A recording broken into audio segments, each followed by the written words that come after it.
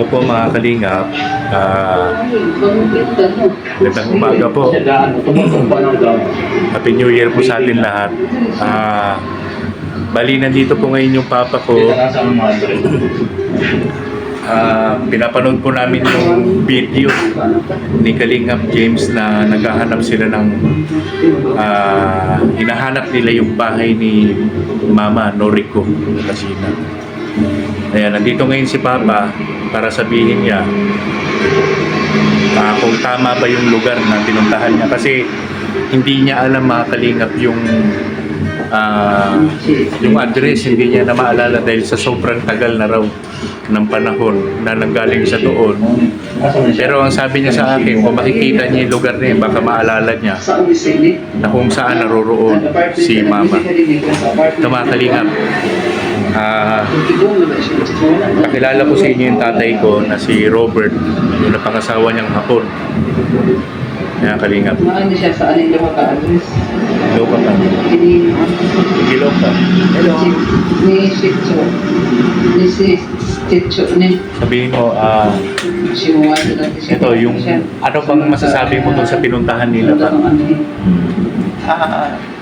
Kasi dalawa kong bahay na umuwalay na siya sa magulang niya dahil may trabaho na po. Siguro ang naalam ko, address niya number 2, Fukushima apartment po ang tinirahan niya. Puro mga kasamahan sa trabaho. Nagtatrabaho po senyori ko sa cosmetics na kumpanya. Ngayon, hindi na siya umuwi sa kanila kasi ganoon sila ang mga hapon. Pag may trabaho na mga anak, nagbubukod na po sila. Sa ngayon, hindi natin alam kung siya saan na ngayon nakatira. Kasi mga magulang po niya, mga matanda na po. Ewan ko kung nabuhay ngayon yun. Siguro uwi muna kami mga kalingap Daang taon na siguro. kailangan din namin mag-open sa amin. Kasi noong 1992, matanda na po yung mga magulang po. Makita namin itong si Noriko. Military po ang tatay ni Noriko. Nagtrabaho po sa parang jail, isang provincial warden na retire na po. Noong 1992, retire na po. Kung nabuhay ngayon yun, medyo hindi natin alam kasi matanda na yun eh. Sa Google Map. Pero pa, ito, Oo. fast forward ko. Nakalingap, ipa-fast forward ko yung mga lugar na napuntahan ni Kalingap James dito sa Japan, kung naalala pa ba ni Papa. Yan pa, naalala mo pa yan pa yung mga lugar na yan? Ang noong araw yan, meron silang palatandaan doon na malaking department store, parang SM ba, na nandoon din yung parang park siya, tapos along the park maraming telepono doon na hulog-hulog ba na barya. Doon nagpupunta yung mga Pilipino doon nagtatawag ng long distance. Ang Gimbasyo na sentro yan sa mga pub, mga restaurant, tapos yung mga musical instruments, mga karamihan nandyan ang malapit sa train station pala. Malapit sa train station. Punta ka ng sa Tokyo, punta ka ng Osaka, nandyan. Nasa Gimbas po.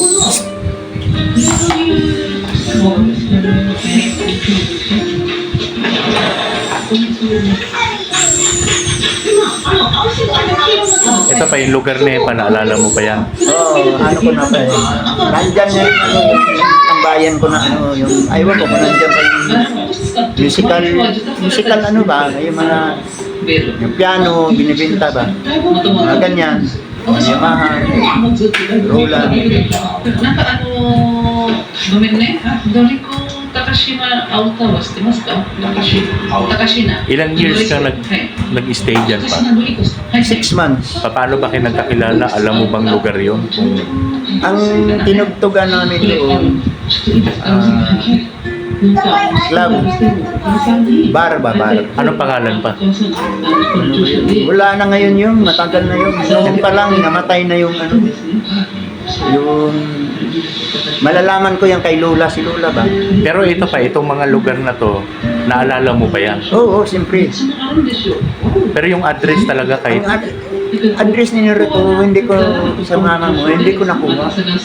Kasi hindi naman niya kailangan na... yan, sige.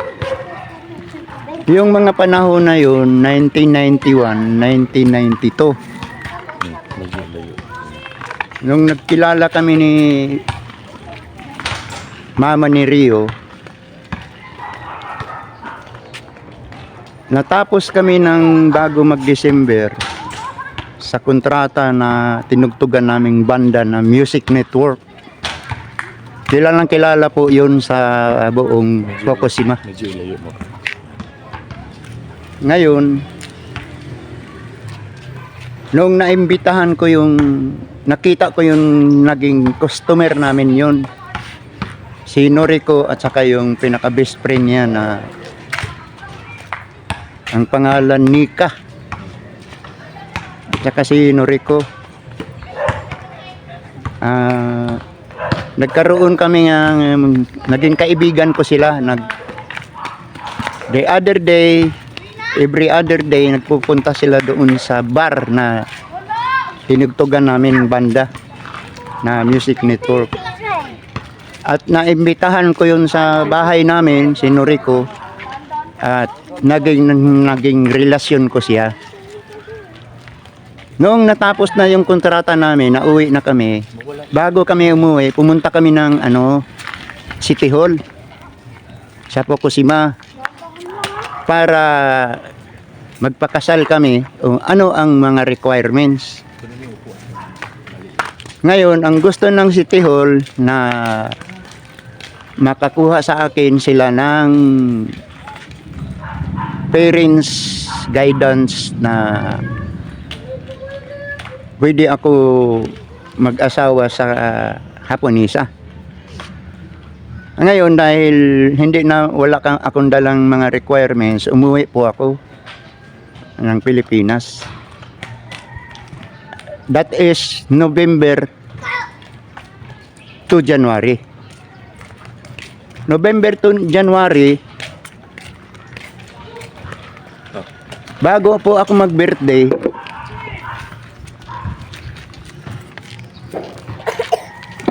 December 11 po ang birthday ko. Sabi niya, December 9, punta raw ako ng airport. Surprise daw.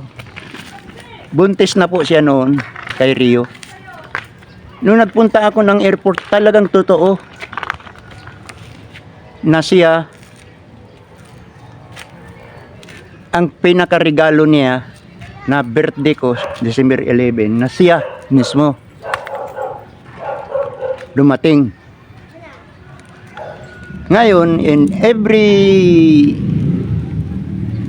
6 months, kailangan magpa-ano siya sa immigration.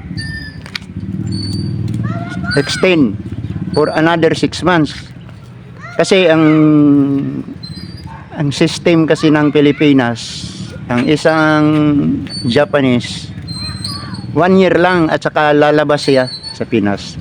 Another 6 months apply to Philippine authority.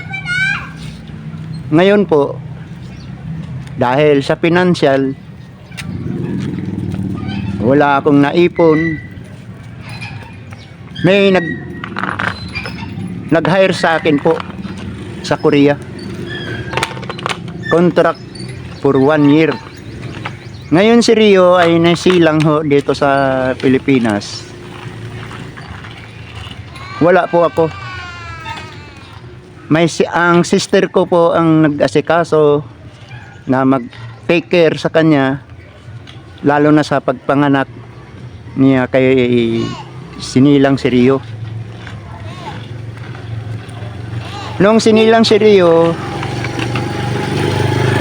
wala po ako.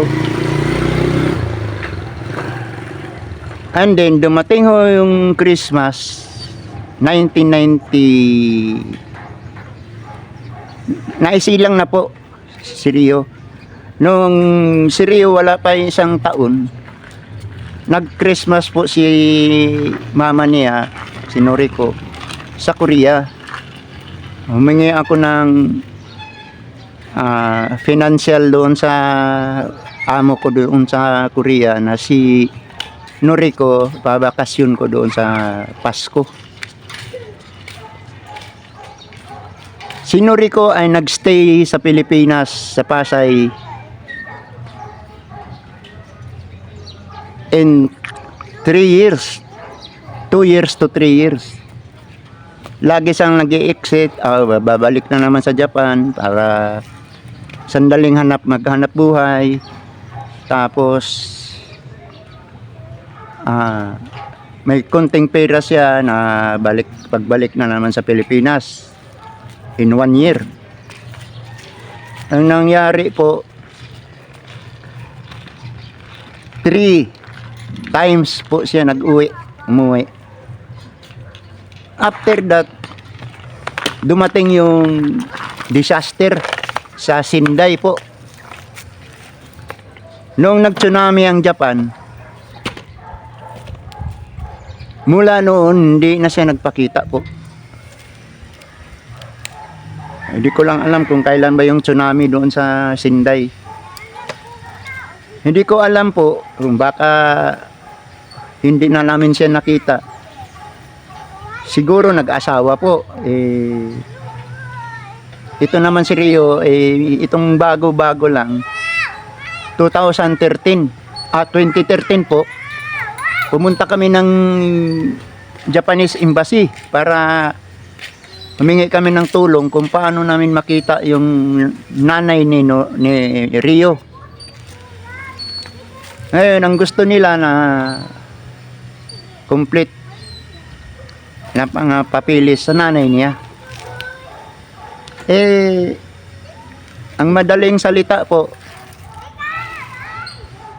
kukuha kami ng information doon sa immigration. Yun na siguro ang pinakahuling baraha na hindi na namin naasikaso dahil umalis po ako ng Taiwan. Pag alis ko ng Taiwan ng 2 taon, nag-asawa ngayon si Rio. Itong 2 anak, pero hinahanap niya talaga yung nanay niya. Si Kalinga James po ang nang tulong sa kanya kung paano materis yung mama niya ni Rio. Pero ang alam ko, matitiris din yan. Kung kailan siya natapos dito sa mga Pilipinas, pinakahuli niyang extension, siguro nasa computer din yun na makikita doon na kailan siya nag-extend. Kasi sa computer, ano din yun Kaya si Kalingap James, pag bumalik dito, gano'n na lang siguro ang gagawin. Para makita talaga ang... Kasi pag na-trace dito sa sa immigration,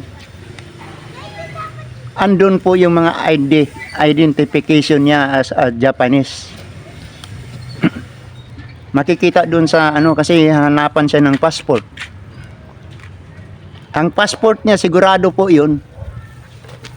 Kasi passport, makikita yan sa immigration yung Rio. Makikita yung ang identification niya sa passport niya na Japanese passport. Nandoon po ang pangalan siguro na kanji. Andoon yun sa passport. Kaya ngayon, pupuntahan na lang po namin dito sa immigration kung kailan ang huli yun. Huling exting niya dito. Kung kailan siya pumasok dito sa Pilipinas. Nandoon po yan kasi every 6 months nagpupunta po kami doon sa immigration para ma-extend another 6 months. Ilang extend na po kami kasi 3 years nga po dito yun sinuri ko. Mula nung hindi na siya bumalik dito 1995 ata. 1995 to 1996. Naglalaro po doon 1994. Si Rio ay 3 years old po noon. Na bigla na lang siya nag-disappear. Siya nga pala pa, Oh. doon po sa lugar ni Mama, Mm. malapit ba siya sa club? Kasi marami rong club daw doon yung pinuntahan niya. Ang tinirahan ng Ninori ko, hindi na po sa magulang niya. Tumira siya doon sa commercial center.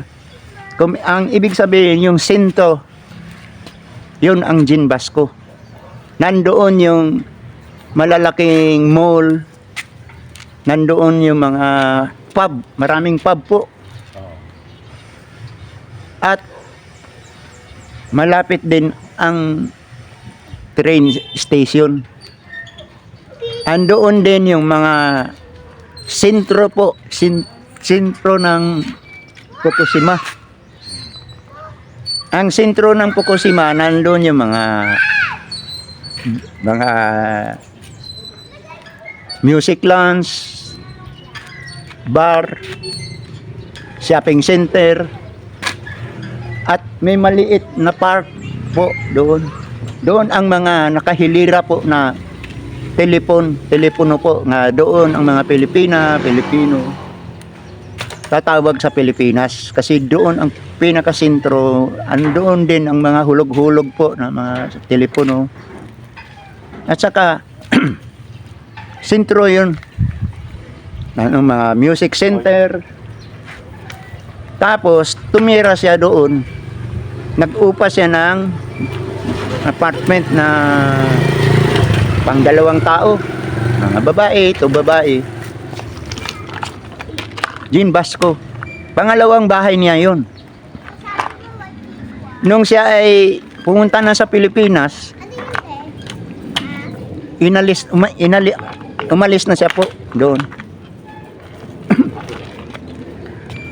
Ngayon, di pa huli ang lahat kasi last po ang pupuntahan namin doon po sa immigration ng Pilipinas. Kasi doon po siya nag-i-extend. Makikita namin doon ang kopya ng Xerox niya sa passport.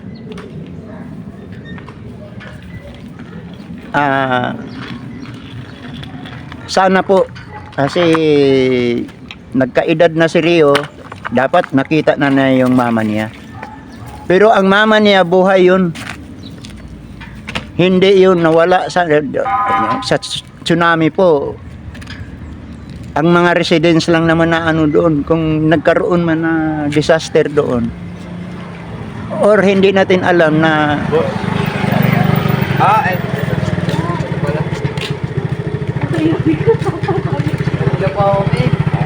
Ikot po kami ng ikot. ano lang. Kasi nagpaalam na nga ako dahil mahaba na eh. Yun lang po mga kalingap, yun lang po yung update about doon kay Mama, yung mga naalala niyang mga pangyayari noon. Hanggang dito na lang po mga kalingap. Happy New Year po sa atin lahat. Sa Kalingap James, Happy New Year po. Maraming salamat din po. Saka ate, Happy New Year po, Ate Jenaline. Ingat po kayo palagi dyan. God bless po sa inyo. Hanggang dito na lang po mga kalingap. Sana nasa mabuting kalagayan po kayo ngayon. God bless po. Bye-bye.